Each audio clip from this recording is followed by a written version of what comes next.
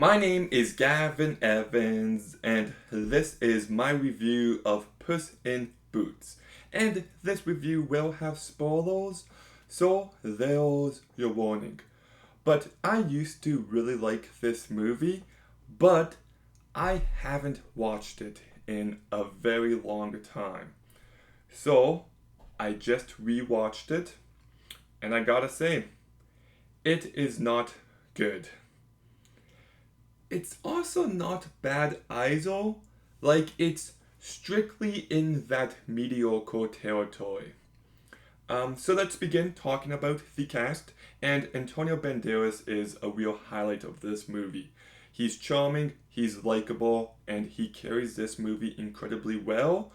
And then we've got Selma Hayek, who's every bit as charming and every bit as likable, and I loved what she brought to this movie.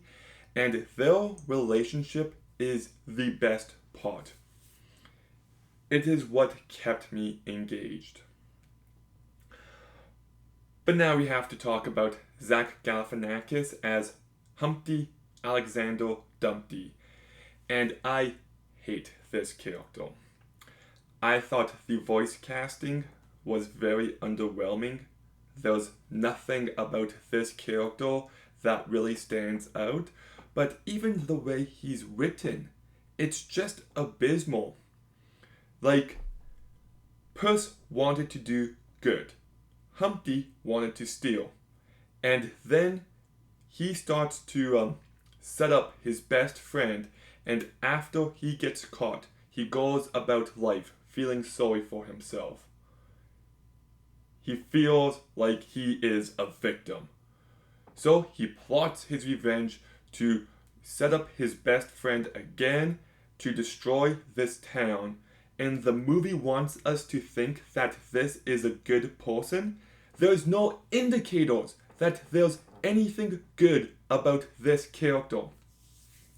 Even when he's bonding with Puss again, he's like, ha ha ha, Puss, I'm glad we're back together. And then when Puss walks away, he'll look at the camera like this, as a reminder of who he truly is.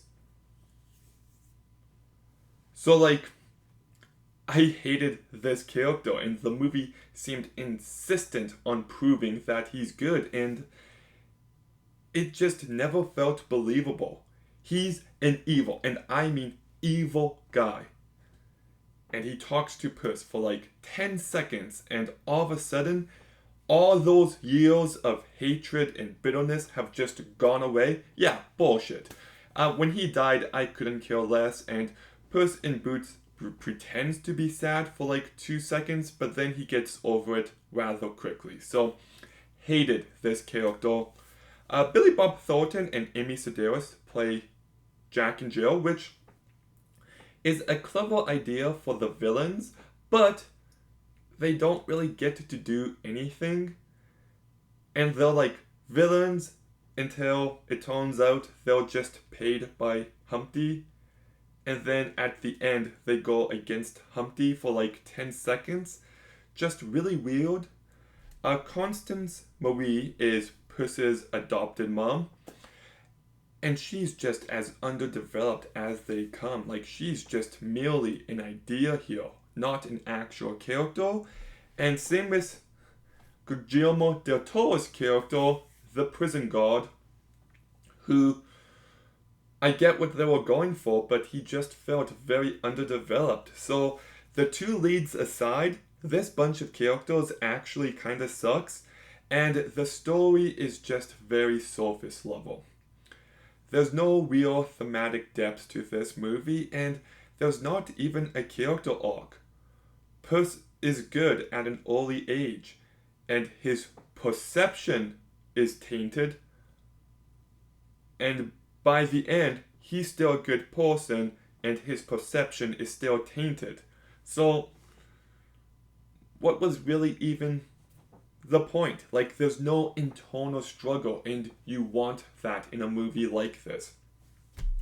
Now, that said, the movie could still be fun. I don't need every movie to be profound or emotional or interesting. It could just be entertainment. And maybe, like, I guess technically it's not boring. The action can be fine, but it also feels like it's wasted potential. Like, they go up the beanstalk and they shoot right up, so you don't even get a scene while they're climbing it. And then they get to the castle, there's no giants, they steal goose, and they escape.